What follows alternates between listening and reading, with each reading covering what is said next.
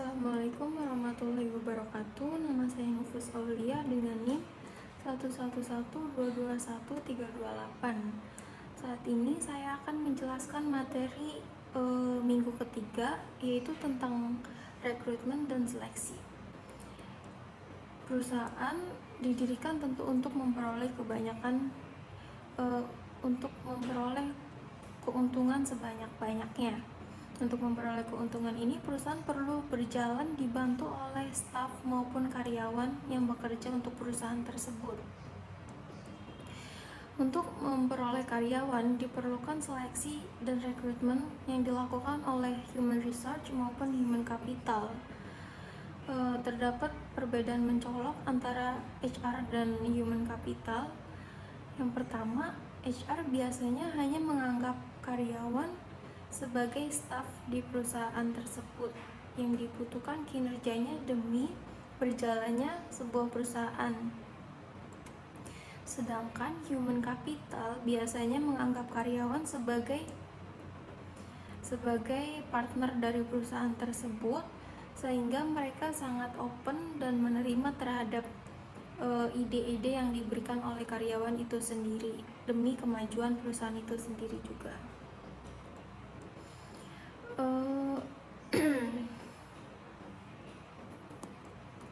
Human capital berprinsip demikian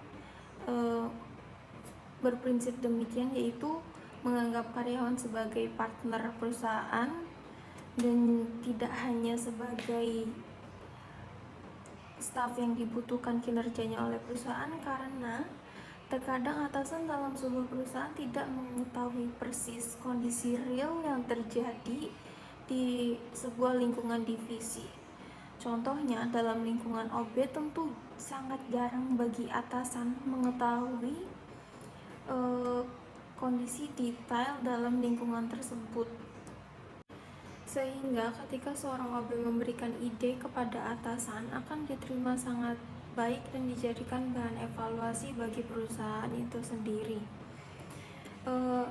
Prinsip-prinsip human capital ini juga sangat membantu perusahaan untuk memberikan penyelesaian dan keputusan yang diambil dengan tepat ketika terdapat permasalahan yang terjadi di lingkungan sebuah divisi. Rekrutmen merupakan hal penting dalam sumber daya. Perlu melakukan seleksi dan rekrutmen untuk mendapatkan sumber daya manusia yang tepat dan terbaik untuk bagian yang tersedia. Proses mencari dan merekrut kebutuhan tenaga kerja ini tentu harus dilakukan sesuai dengan kebutuhan perusahaan. Sebelum melakukan proses rekrutmen, perusahaan perlu melakukan perencanaan untuk kebutuhan tenaga kerja. Setiap tahun perusahaan juga perlu melakukan perencanaan pengembangan usaha sehingga membantu mewujudkan target pengembangan perusahaan.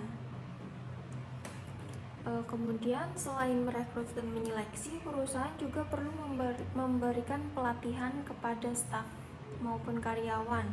Hal ini dapat melahirkan staf-staf yang lebih profesional dan ahli di bidangnya dalam bekerja untuk perusahaan itu sendiri. Hal ini tentu memberikan dampak yang sangat positif bagi perusahaan karena memiliki lebih banyak staf ahli dan profesional di bidangnya yang bekerja untuk perusahaan. Kesimpulannya, rekrutmen dan seleksi merupakan bagian krusial dalam perusahaan untuk memperoleh tujuannya, yaitu mendapatkan keuntungan. Diperlukan staf-staf yang tepat dan ahli di bidangnya sehingga memperlancar proses berjalannya sebuah perusahaan itu sendiri. Sekian dari saya. Wassalamualaikum warahmatullahi wabarakatuh.